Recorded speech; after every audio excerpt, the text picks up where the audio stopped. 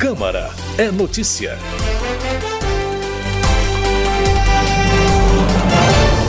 Bom dia. Hoje é quinta-feira, 8 de maio de 2025. Começa agora o Jornal Câmara é Notícia e estes são os destaques de hoje. Câmara aprova a suspensão da ação penal que envolve o deputado delegado Ramagem acusado de tentativa de golpe de Estado. Deputados aprovam novo marco legal para parcerias público-privadas com mais garantias para empresas e investidores. Deputados se dizem preocupados com os impactos da suspensão da Voepaz para o país. Governos apresentam balanço de ações pós-tragédia no Rio Grande do Sul em meio a contestações de empresários. Câmara aprova a suspensão da ação penal que envolve o deputado Ramagem, acusado de tentativa de golpe de Estado. O repórter Antônio Vital acompanhou a votação.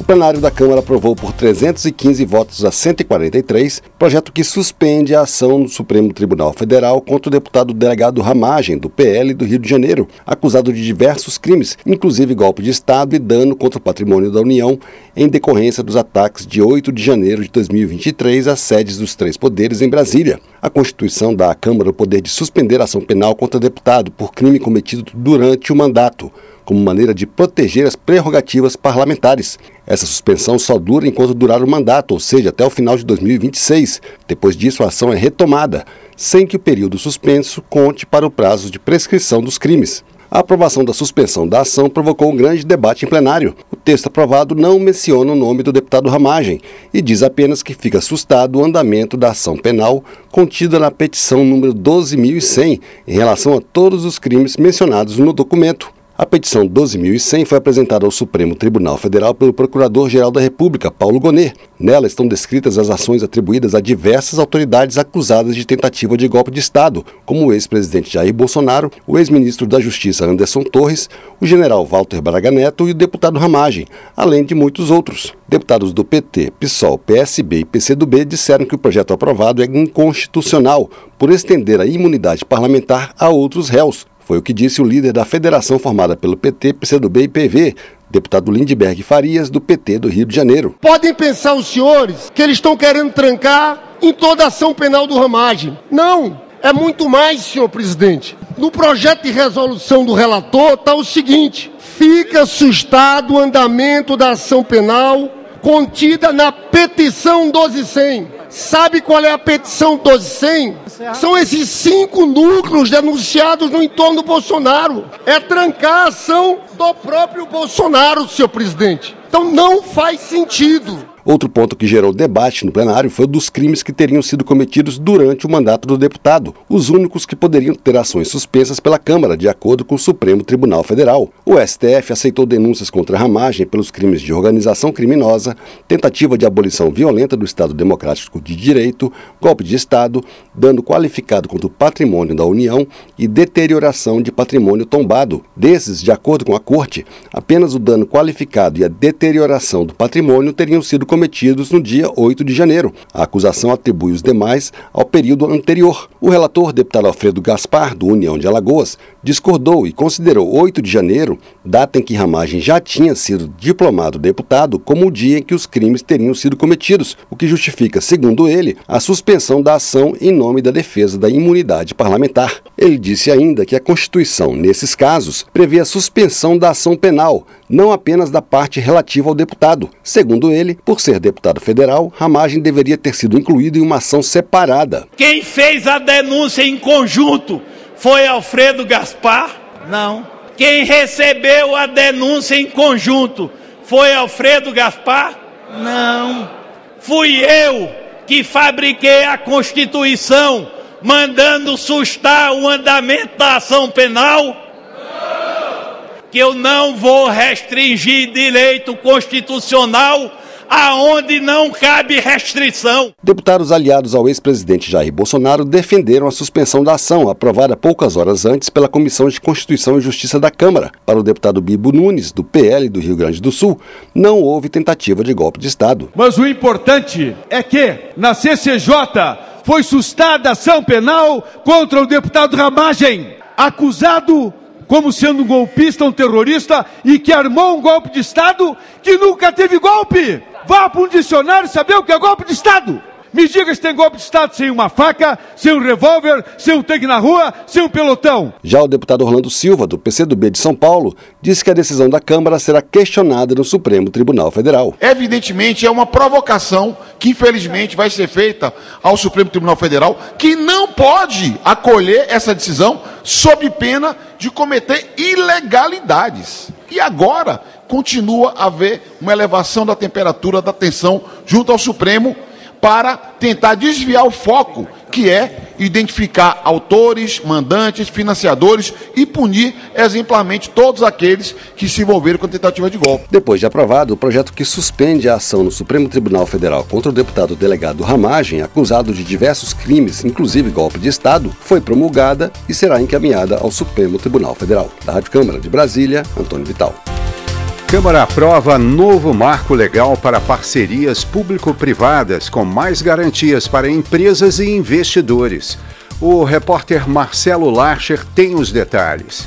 A Câmara dos Deputados aprovou o projeto que altera regras de licitação e contratos de parcerias público-privadas, como concessões para iniciativa privada de obras de infraestrutura, saneamento, transporte público, estradas e aeroportos. A proposta, que é discutida no Congresso desde 2017, dá mais garantias para empresas e investidores. Também faz diversas mudanças no marco legal das parcerias. Uma delas é a concessão simplificada para projetos com valor inferior a 50 milhões de reais. Nesses casos, exigências legais para diversas fases do processo serão simplificadas, como os estudos prévios, as consultas públicas ou cálculos de tarifa mínima a ser cobrada pelo parceiro privado. Outra novidade é a repartição de riscos entre as concessionárias e o poder público. O texto também permite que a mesma licitação seja usada para a contratação de diversos serviços relacionados ao objeto principal. Além disso, facilita o reajuste dos contratos a partir da explicação justificada das empresas e dá mais garantias para os investidores privados. Uma das garantias aos financiadores é a possibilidade de assinarem como partes do contrato, assim como o poder público e a empresa concessionária, o que dá mais poder a quem desejar investir na concessão. O projeto foi aprovado depois de mudanças feitas a pedido do governo, como a retirada do trecho que permitia comprometimento dos fundos constitucionais com as parcerias. O relator, deputado Arnaldo Jardim, do Cidadania de São Paulo, atendeu ainda a sugestões de diversos partidos para permitir a aprovação da proposta. O único partido que se posicionou contra o projeto foi o PSOL. Um dos pontos criticados foi a possibilidade de estados e municípios comprometerem até 10% da receita líquida com esses contratos. Hoje, o limite é de 5%. Para o deputado Tarcísio Mota, do PSOL do Rio de Janeiro, o marco legal beneficia as empresas privadas e pode fazer com que prefeituras e governos estaduais fiquem sem recursos para áreas prioritárias como educação e saúde. Seguimos numa trajetória em que o recurso do fundo público acaba sendo drenado, em grande medida, para os lucros e pagamentos e ressarcimentos das instituições privadas que adquirem concessões e parcerias ditas público-privadas. A aprovação do projeto contou com o apoio do governo, como explicou o líder do governo na Câmara, o deputado José Guimarães, do PT do Ceará. É essa peça que nós estamos aprovando, esse projeto bastante negociado que vai permitir a ampliação do investimento, as obras do PAC, amplia o lastro para que os estados e municípios possam ampliar igualmente seus investimentos. Portanto, é uma vitória do Brasil. O relator, deputado Arnaldo Jardim, diz que as concessões e parcerias público-privadas em serviços públicos são a saída para um país que vive em crise fiscal como o Brasil. O Brasil vive uma crise fiscal há muito tempo. Nós temos revisto aquilo que é a função do Estado e cada vez mais de um Estado provedor, nós temos um Estado que é regulador, que é indutor das atividades. E o instrumento concessões e PPPs tem se revelado o instrumento mais poderoso, mais eficaz para promover o desenvolvimento. O projeto que altera regras de licitação e contratos de parcerias público-privadas já havia sido aprovado pelo Senado, mas foi totalmente reformulado pelos deputados. Por isso segue novamente para análise dos senadores. Da Rádio Câmara de Brasília, com informações de Antônio Vital, Marcelo Larcher. Deputados se dizem preocupados com impactos da suspensão da Voepaz para o país. A repórter Noelle Nobre acompanhou a reunião.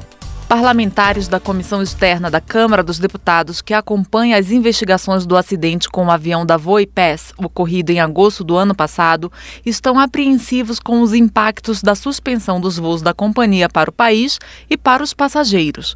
Os voos foram suspensos em março pela ANAC, a Agência Nacional de Aviação Civil, porque a Voipes não cumpriu requisitos de segurança. O assunto foi discutido em audiência com representantes da ANAC a pedido do deputado Pedro Ayrara, do PRD de Minas Gerais. Ele se mostrou preocupado com o aumento do preço das passagens e da redução no número de voos por conta de uma empresa ter saído do mercado. Existe hoje algum tipo de política setorial para evitar que esse tipo de situação aconteça? Porque ainda que a gente tenha, logicamente, uma atuação natural do mercado, a gente está sujeito a novas situações como essas acontecerem. Por mais que existam outras companhias, a gente tem uma diminuição no número de aeronaves, a gente tem uma diminuição, na oferta. Por sua vez, o relator do colegiado, deputado Padovani, do União do Paraná, questionou se as demais empresas suprirão a demanda por transporte aéreo, sobretudo para cidades menores. Já o coordenador do grupo, deputado Bruno Ganem, do Podemos de São Paulo, quis saber se existe relação entre a saúde financeira das empresas aéreas altamente endividadas e uma maior fragilidade da segurança da aviação. Ele sugeriu novos modelos de concorrência para solucionar problemas. Seria possível pensar no mercado aéreo de uma forma análoga? Então, por exemplo, eu vou fazer uma concessão, portanto eu vou gerar concorrência e aí um determinado trecho ele vai ficar com uma determinada empresa em uma determinada circunstância, já de, por exemplo, colocar uma linha regional no pacote. Na audiência, o diretor da ANAC, Roberto Honorato, e o superintendente de padrões operacionais da agência, Bruno Delbel, explicaram que a regulação brasileira preza pela liberdade de oferta e as empresas podem operar como entenderem melhor. Roberto Honorato também reconheceu as dificuldades do mercado aéreo nacional, mas ressaltou a importância da segurança aérea, que deve estar de acordo com recomendações que valem para o mundo todo. O que é esperado é que as empresas e os entes do setor eles consigam identificar as falhas e possam atuar com mitigações que devem ser desenvolvidas e implementadas. Os representantes da ANAC disseram ainda que o custo das passagens é resolvido com maior competitividade e a agência tem atuado para criar condições mais favoráveis para atrair investidores para o setor. Da Rádio Câmara de Brasília, Noelle Nobre. Ministro do Trabalho apresenta contribuições a deputados que discutem o fim da escala 6x1. A repórter Maria Neves acompanhou o debate.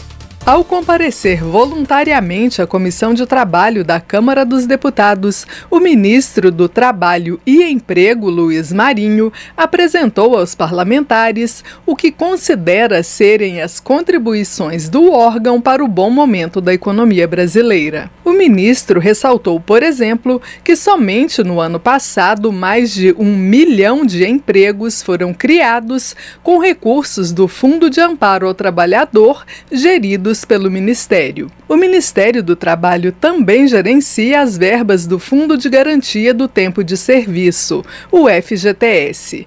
De acordo com Luiz Marinho, hoje o fundo conta com 770 bilhões de reais. O ministro afirmou que em 2024, 552 bilhões de reais do FGTS foram aplicados em habitação, saneamento e outras obras de infraestrutura. Marinho ainda ressaltou a criação pelo governo do crédito consignado para os trabalhadores da iniciativa privada. Segundo disse, em menos de 50 dias de vigência da iniciativa, o valor dos empréstimos já ultrapassou 10 bilhões de reais. O ministro afirmou que os juros nessa modalidade de crédito podem chegar a menos da metade daqueles praticados pelos bancos fora do programa. Isso Isso tudo está fazendo com que a gente crie condições de mês a mês anunciar novos empregos. Hoje nós temos a ordem de mais de 103 milhões de pessoas ocupadas no Brasil. Desses, 47 milhões chegando próximo a 48 milhões formais, carteira assinada. Mais servidores públicos, ordem de mais 10 a 12 milhões de servidores públicos no Brasil, e tem aí a ordem de mais de 30 milhões de trabalhadores na informalidade. Vem reduzindo, inclusive, era maior, mas sempre quando o emprego, o mercado de trabalho aquece e melhora o seu perfil, aumenta o trabalho formal. O deputado Vicentinho, do PT paulista, destacou que no ano passado o Brasil registrou a menor taxa de desemprego dos últimos 12 anos, de 6,6%. Segundo o parlamentar, isso significa quase pleno emprego. Vicentinho ressaltou que no atual governo já foram gerados 3.700.000 empregos formais.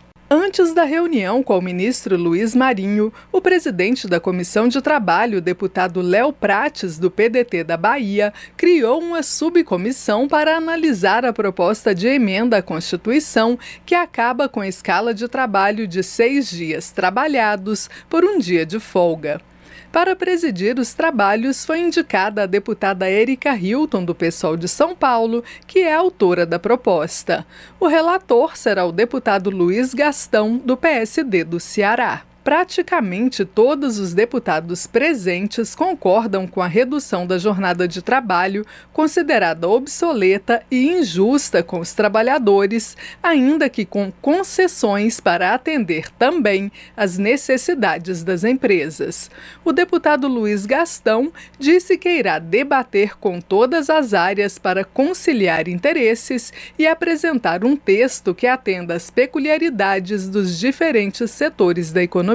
Tem empresas que a relação folha de pagamento com o faturamento dá mais de 40%, 50%, ao passo que tem outros segmentos da atividade econômica que a relação folha de pagamento-faturamento é 10%, 5%. Nessas empresas o impacto da folha não é tanto. A deputada Érica Hilton ressaltou que as pesquisas apontam a aprovação de quase 70% dos brasileiros à redução da jornada de trabalho, mas mesmo ela defendeu a busca de um consenso que atenda aos diferentes setores. Nós não chegamos aqui com as respostas prontas de qual será o texto final dessa proposta. Nós precisamos trabalhar em cima desse texto, ouvindo, colhendo, criando esse consenso para que nós possamos encaminhar uma saída digna, humana, possível ao conjunto dos trabalhadores, mas fazendo isso com equilíbrio, fazendo isso com consenso, fazendo isso dentro daquilo que é possível que nós consigamos fazer um processo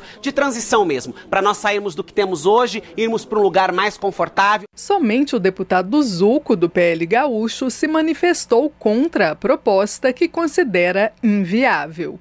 Na opinião do parlamentar, o projeto vai redundar em mais custos para os empresários, principalmente os pequenos e médios. Com isso, afirma que haverá crescimento do desemprego e da inflação, uma vez que o aumento de custos seria repassado para os consumidores. Na opinião de Luiz Marinho, ao contrário, o país já está maduro para discutir o fim da chamada escala 6x1.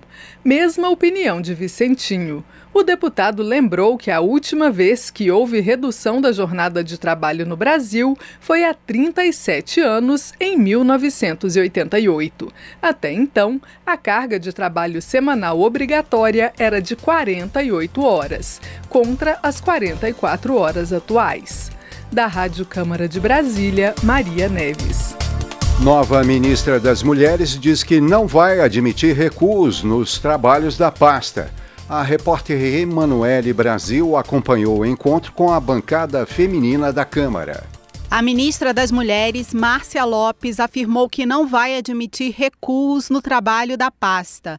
Ela falou dos recentes casos de ataques sexistas e da violência contra mulheres parlamentares e reforçou o compromisso de avançar no combate à violência política de gênero. Ela participou de coletiva de imprensa nesta tarde na Câmara dos Deputados. Na ocasião, parlamentares entregaram à titular da pasta um documento da Secretaria da Mulher com projeto projetos de lei em análise na Casa e recomendações orçamentárias ao Ministério. Nós não haveremos de recuar, ao contrário, nós vamos buscar aliadas e aliados. Nós queremos uma sociedade de paz, uma sociedade que respeite. É para fazer a política de mulheres, é para cumprir a legislação, é para regulamentar as leis, é para pôr em ação as políticas públicas do nível federal, estadual, municipal. A coordenadora da Secretaria dos Direitos da Mulher, deputada Benedita da Silva, do PT do Rio de Janeiro,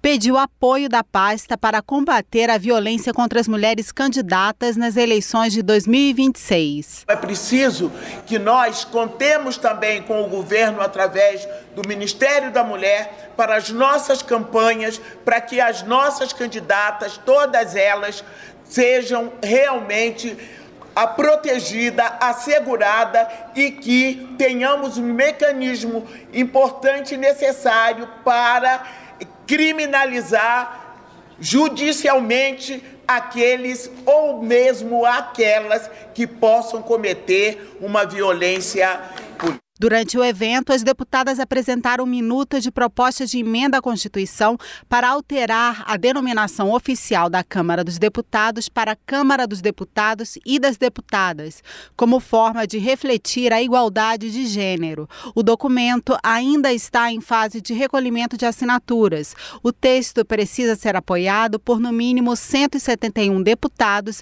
para começar a tramitar na Casa. A deputada Célia Chacriabá, do PSOL de Minas Gerais, que preside a Comissão em Defesa dos Direitos das Mulheres e é autora da proposta, defendeu que a iniciativa não é meramente uma questão de gramática. Da Rádio Câmara de Brasília, Emanuele Brasil.